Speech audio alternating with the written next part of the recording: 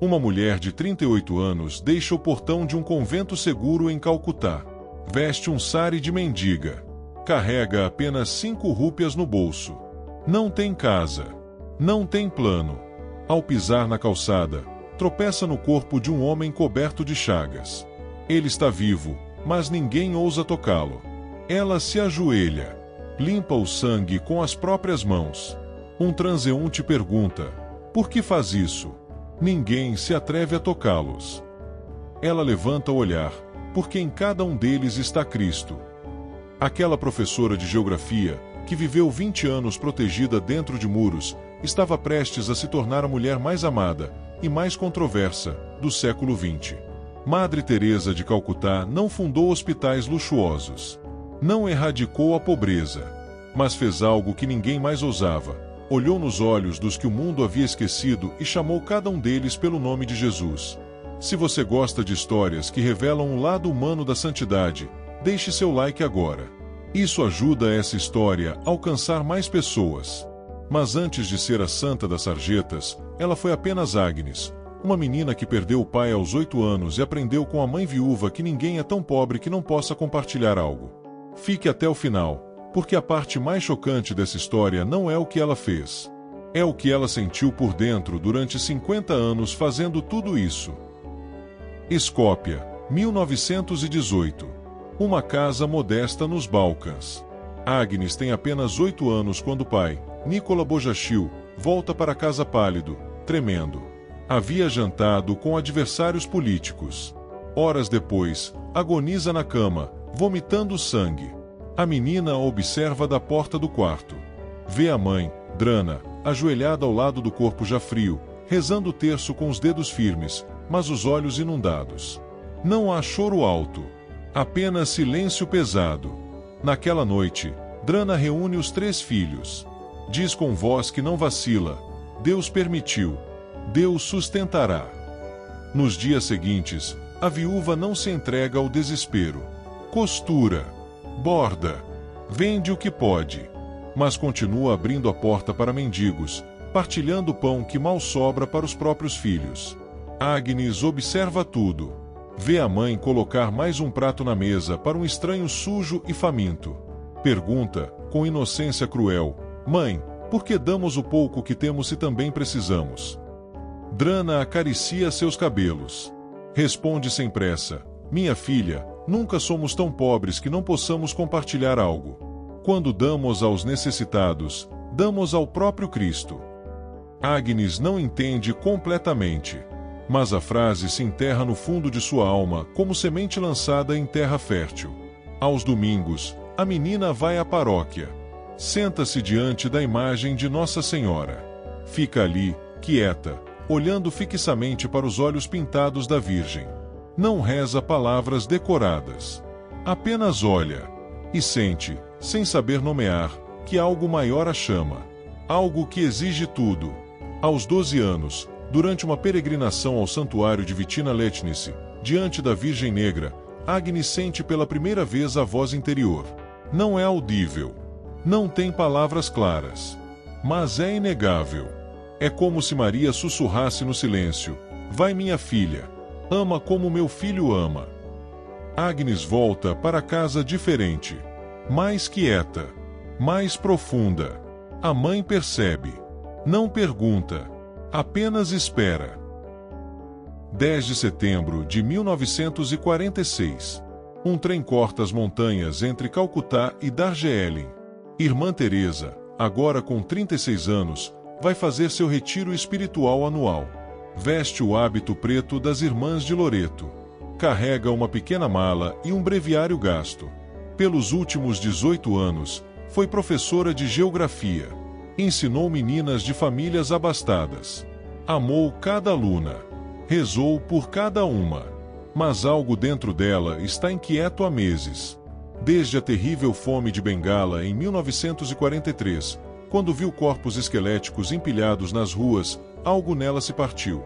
Ou melhor, algo despertou. Cada vez que saía do portão do colégio, via o mesmo cenário. Crianças mendigando descalças, mães sem leite para alimentar os filhos, idosos abandonados morrendo sozinhos nas calçadas. E cada vez que voltava para a segurança do convento, sentia uma dor estranha no peito, como se estivesse traindo alguém.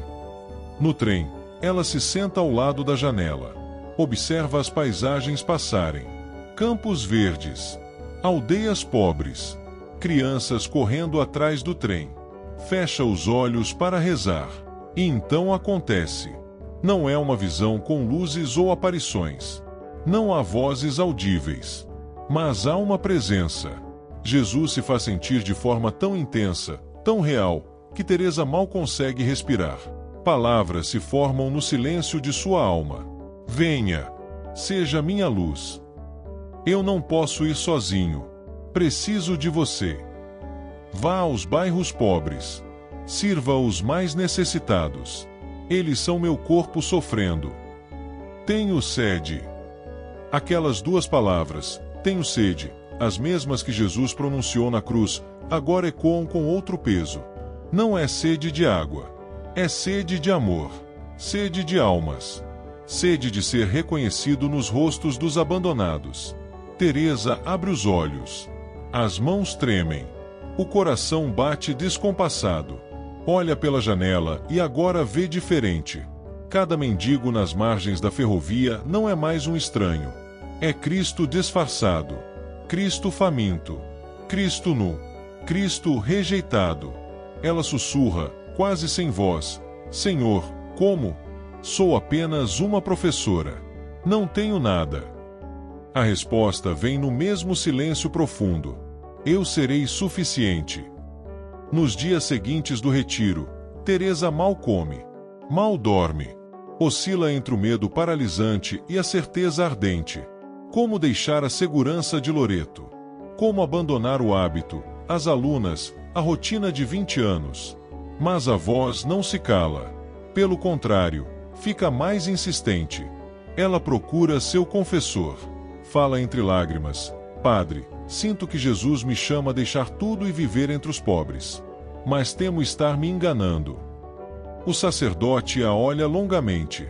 Responde com firmeza tranquila: Filha, se essa voz te leva a mais amor, mais entrega, mais serviço, não tenhas medo.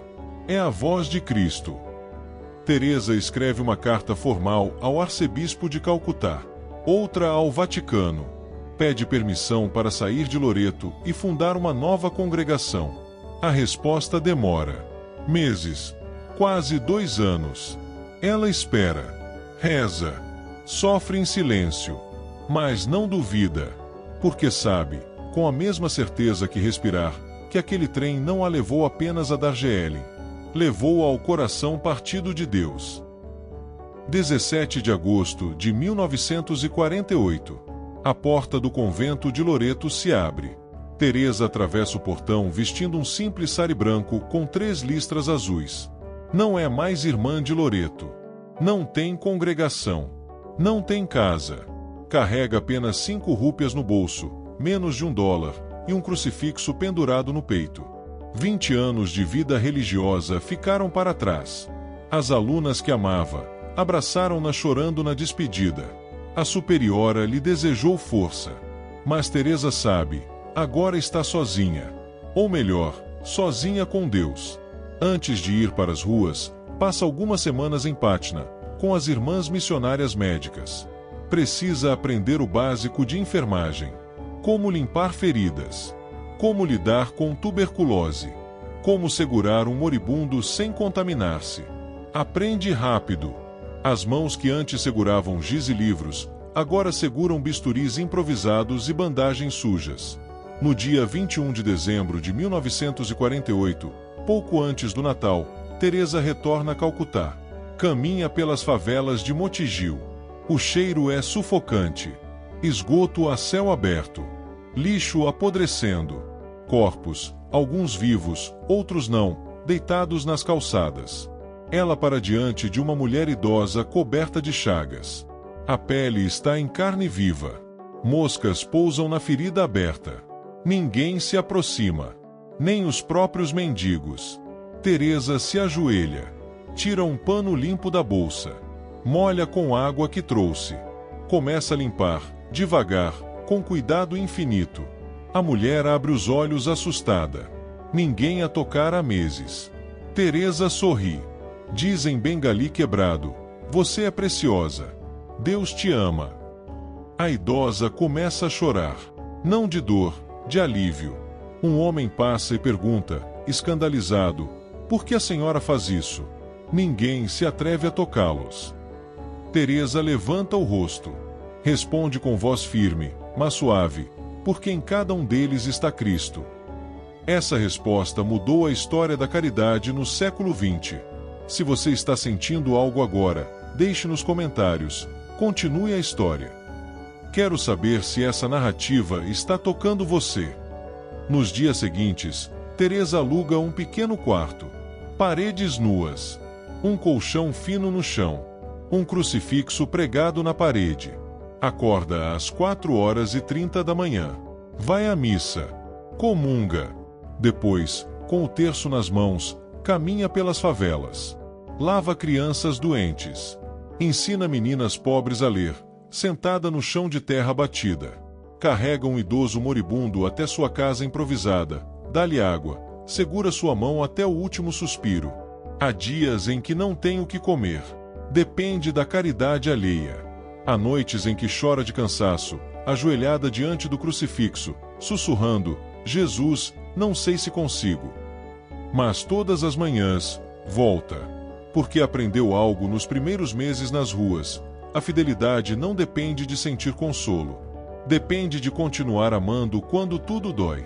Então um dia, uma jovem bate à porta de seu quarto. É Subhashini Das, uma de suas ex-alunas de Loreto. Ela diz, com voz determinada: "Madre, quero seguir com a senhora. Quero servir Jesus nos pobres." Teresa fica em silêncio. Olha para a jovem. Vê fogo nos olhos dela, o mesmo fogo que ardia em seu próprio peito desde o trem de Darjeeling. Responde apenas: "Então vista o sari branco. E venha." Outras jovens seguem. Uma a uma. Subhashini torna-se irmã Agnes. Depois vem irmã Gertrude. Irmã Dorothy. Irmã Margaret Mary. Em 7 de outubro de 1950, festa de Nossa Senhora do Rosário, a Igreja reconhece oficialmente a nova congregação. Missionárias da Caridade. 12 jovens. Um quarto alugado. Nenhum dinheiro no banco. Mas um carisma cristalino. Saciar a sede de Jesus, servindo aos mais pobres entre os pobres. Teresa reúne suas irmãs. Diante de um crucifixo simples, pronuncia os votos perpétuos. Não são apenas pobreza, castidade e obediência. Há um quarto voto, o mais radical. Serviço gratuito e de coração aos mais pobres entre os pobres. Sem salário. Sem reconhecimento. Sem garantias. Apenas amor. E assim, com 5 rúpias, um sari branco e 12 mulheres loucas de amor por Cristo, começou a revolução silenciosa que mudaria o mundo. 1952, Calcutá. Teresa caminha pelas ruas próximas ao templo de Kali quando tropeça em um corpo largado na sarjeta. É uma mulher. Talvez tenha 50 anos, talvez 30. Impossível saber. A miséria envelhece rápido. Metade do rosto está sendo devorado por ratos. Ela ainda respira. Mas ninguém para. Ninguém olha. Teresa se ajoelha. Espanta os ratos com as mãos nuas. Ergue a mulher, surpreendentemente leve, apenas pele e osso, e a carrega nos braços. Tenta levá-la a um hospital. A recepcionista olha e recusa. Não temos leitos para indigentes. Outro hospital. Mesma resposta. Teresa não discute. Não grita. Apenas segura a mulher com mais firmeza e caminha de volta para sua casa improvisada. Coloca-a em uma esteira limpa. Lava o rosto ferido. Dá água. Cobre com um lençol. A mulher abre os olhos. Pela primeira vez em dias, talvez anos, alguém a olha como gente. Ela sussurra algo em bengali. Teresa não entende, mas sabe o que significa. Gratidão. Horas depois, a mulher morre. Mas não morre sozinha. Não morre na sarjeta como lixo. Morre sendo amada. Teresa enterra o corpo com as próprias mãos. E naquela noite, ajoelhada diante do crucifixo, faz uma promessa: Senhor, nunca mais alguém morrerá sozinho nas ruas desta cidade. Dias depois, vai até o governo municipal. Pede, com educação inabalável e persistência incansável, um espaço para abrigar os moribundos. Oferecem-lhe um antigo albergue de peregrinos ao lado do templo de Cali. Um prédio abandonado, sujo, infestado de ratos. Teresa aceita sem pestanejar. Com a ajuda de algumas irmãs e voluntários, limpam o lugar, colocam esteiras no chão, conseguem doações de cobertores, remédios básicos, água limpa. Em poucos dias, está pronta a primeira casa dos moribundos desamparados, Nirmal Hriday, coração puro. A regra é simples: ninguém será rejeitado. Hindu, muçulmano, cristão, sem religião, não importa. Quem chega moribundo recebe banho, comida, cuidado e, sobretudo, dignidade. Teresa diz às irmãs: não estamos aqui para converter. Estamos aqui para amar. Se um hindu morre como bom hindu, se um muçulmano morre como bom muçulmano, isso é suficiente. Que partam sentindo-se filhos de Deus. Os primeiros moribundos chegam. Corpos cobertos de feridas. Cheiro insuportável. Alguns já inconscientes. As irmãs os lavam com ternura. Trocam as roupas sujas. Falam baixinho ao pé do ouvido: você é amado. Você importa. Muitos morrem em poucas horas. Outros resistem dias. Mas todos partem com as mãos seguras. Com alguém ao lado. Com um nome pronunciado em oração. Mas enquanto Teresa cuida dos moribundos, algo está morrendo dentro dela. Desde 1949, pouco depois de fundar a congregação, começou a sentir algo estranho na oração. Silêncio. Não o silêncio contemplativo dos místicos. Não a paz que antecede a palavra de Deus. Mas um vazio árido. Frio. Quase insuportável. Quando reza, sente como se falasse sozinha. Como se Deus tivesse ido embora. Escreve em cartas ao confessor: Padre, dentro de mim tudo é escuridão. Não sinto a Deus. Não ouço sua voz. O céu não significa nada para mim. Mas não conta às irmãs, não reclama, não para de sorrir. Continua acordando às 4h30. Continua indo à missa. Continua ajoelhando-se diante do Santíssimo. Mesmo sem sentir nada. Mesmo quando a oração parece bater em um céu de bronze. Escreve novamente: se algum dia eu chegar a ser santa, serei uma santa da escuridão. Porque amarei a Deus em meio à ausência de luz. Essa noite escura da alma, como São João da Cruz chamou, durará quase 50 anos. Meio século sem consolo espiritual.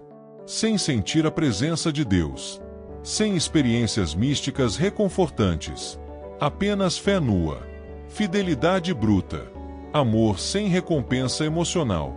E, no entanto, é exatamente nesse vazio que Teresa encontra algo inesperado. União com os abandonados. Ela mesma se sente abandonada por Deus, assim como os moribundos foram abandonados pelos homens. Ela mesma tem sede de Deus, assim como Cristo teve sede na cruz. Então, cada vez que segura a mão de um moribundo, não está apenas consolando. Está se encontrando. Está abraçando o próprio Cristo, que também gritou: meu Deus, por que me abandonaste? E ali, nas sarjetas de Calcutá, no cheiro de morte e na escuridão interior, acontece o milagre mais silencioso. Teresa aprende a amar a Deus não pelos consolos que Ele dá, mas pelo que Ele é. Aprende que a santidade não é sentir-se bem. É continuar amando quando tudo dói. 1979, Oslo, Noruega. Uma mulher de 69 anos, franzina, curvada, sobe ao palco do Prêmio Nobel da Paz. Veste o mesmo sari branco e azul que usava nas ruas de Calcutá. Sandálias gastas. Sem maquiagem. Sem joias. Reis, presidentes, acadêmicos, jornalistas do mundo inteiro a observam em silêncio. Ela se aproxima do microfone. Não lê discurso preparado. Fala do coração, com voz mansa, quase tímida. Mas suas palavras cortam como lâmina. A paz começa em casa. Não podemos trazer paz ao mundo se não tivermos paz em nossos próprios corações. E a maior ameaça à paz hoje não são as bombas. É o aborto. Porque se uma mãe pode matar o próprio filho, o que nos impede de matarmos uns aos outros? O auditório congela. Alguns aplaudem. Outros se mexem desconfortáveis nas cadeiras. Teresa não se intimida. Continua. Não usemos bombas nem armas para conquistar o mundo. Usemos o amor e a compaixão. Quando termina, o salão explode em aplausos. Mas ela não sorri para a plateia. Olha para o crucifixo pequeno que carrega no peito. Sussurra baixinho, apenas para ele. Esse prêmio pertence aos pobres. Recusa o banquete de gala. Pede que o dinheiro seja dado aos necessitados. No dia seguinte, está de volta a Calcutá. De volta às sarjetas. De volta aos moribundos. Porque para Teresa, a glória do mundo nunca foi o objetivo. Mas o mundo agora quer vê-la. Quer ouvi-la. Quer tocá-la. Jornalistas a perseguem. Câmeras a filmam cuidando de leprosos. Fotógrafos capturam seu rosto enrugado inclinado sobre crianças doentes. Ela se torna ícone. Símbolo. Santa viva. Mas poucos sabem o que ela carrega por dentro. Nas cartas ao confessor, que só serão reveladas após sua morte, Teresa confessa. Sorrio para fora, mas por dentro há apenas escuridão. Não sinto a Deus. Às vezes me pergunto se ele realmente existe. E ainda assim, levanta-se todas as manhãs. Vai à missa.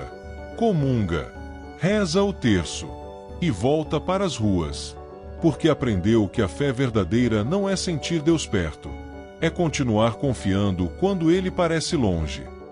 A congregação cresce de forma explosiva. De 12 irmãs em um quartinho alugado, as missionárias da caridade se espalham por mais de 130 países. Casas para moribundos. Orfanatos. Leprosários. Abrigos para mulheres em situação de risco. Missões em zonas de guerra. Cada casa mantém a mesma simplicidade radical, sem luxo, sem conforto desnecessário, sem apego a bens materiais. As irmãs dormem em colchões finos. Comem o mínimo. Possuem apenas 2 saris cada. E repetem o lema de Teresa. Não podemos fazer grandes coisas. Apenas pequenas coisas com grande amor. Em campos de refugiados na África, Teresa se ajoelha para dar comida com as próprias mãos. Em zonas de conflito no Oriente Médio, entra sem medo para recolher feridos. Em hospitais da Europa, consola doentes terminais que ninguém mais visita. Onde há dor, ela vai. Onde há abandono, ela está. E em cada rosto sofrido, continua vendo o mesmo. Jesus. Jesus faminto. Jesus nu. Jesus rejeitado. Jesus sedento.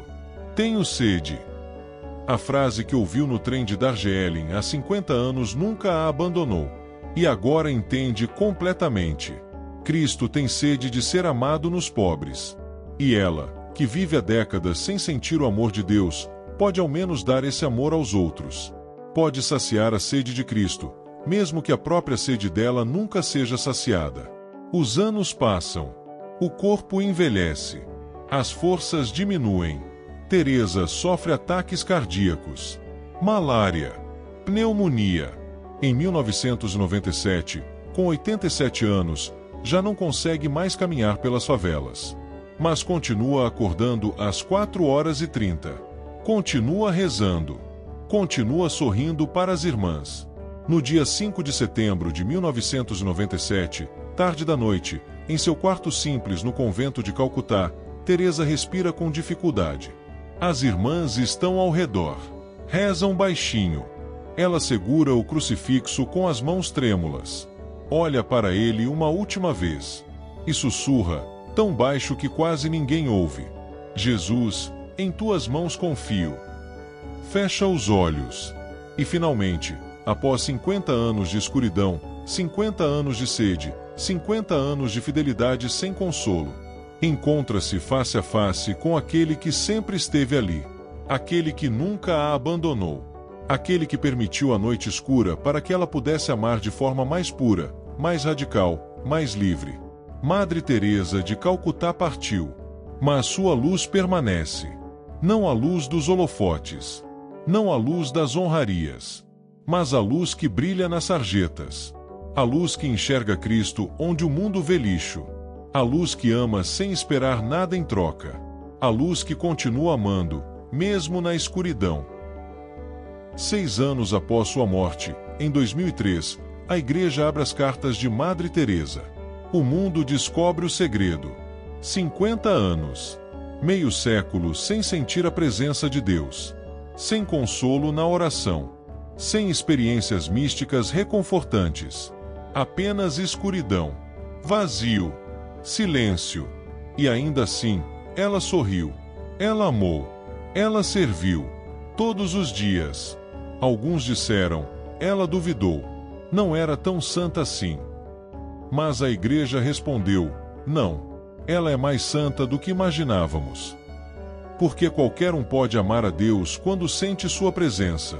Mas amar quando ele parece ausente, continuar servindo quando a oração parece vazia, sorrir para os pobres quando por dentro há apenas noite escura, isso é santidade. Madre Teresa nos ensinou algo que o mundo esqueceu. A fé não é sentimento, é escolha. O amor não é emoção, é decisão. A santidade não é conforto espiritual, é fidelidade até o fim. Talvez você também esteja passando por uma noite escura. Talvez você reze e sinta que Deus não escuta. Talvez você sirva e se pergunte, vale a pena? A resposta de Teresa é clara. Vale, porque o amor verdadeiro não depende de recompensa imediata. Depende apenas de continuar amando. Em 4 de setembro de 2016, o Papa Francisco a proclamou Santa Teresa de Calcutá diante de milhões na Praça de São Pedro. Disse: ela foi mãe dos pobres, mensageira do amor misericordioso de Deus, santa da ternura. E acrescentou algo profundo. Inclinou-se sobre os corpos feridos e viu neles a dignidade que Deus lhes deu. Hoje, as missionárias da caridade continuam em mais de 130 países, vestindo o mesmo sari branco com 3 listras azuis, cuidando dos mesmos esquecidos, amando os mesmos abandonados. Porque a missão não morreu com Teresa. Ela apenas começou. E talvez, apenas talvez, Deus esteja chamando você também. Não para ir a Calcutá, não para fundar uma congregação, mas para ver Cristo no próximo, no vizinho doente, no colega solitário, no familiar que ninguém mais visita. Porque onde há abandono, Cristo está com sede. E Ele espera que alguém, talvez você, se ajoelhe e diga: eu vejo você, eu amo você, eu não te deixarei sozinho. Se essa história tocou seu coração, deixe um like agora. Compartilhe com alguém que precise ouvir isso. E nos comentários, escreva o nome de um santo que você quer conhecer. Vamos produzir a próxima história juntos. Inscreva-se no canal e ative o sininho para não perder as histórias que a Igreja não pode esquecer. Porque a fé se fortalece quando lembramos daqueles que amaram até o fim. Santa Madre Teresa de Calcutá, rogai por nós.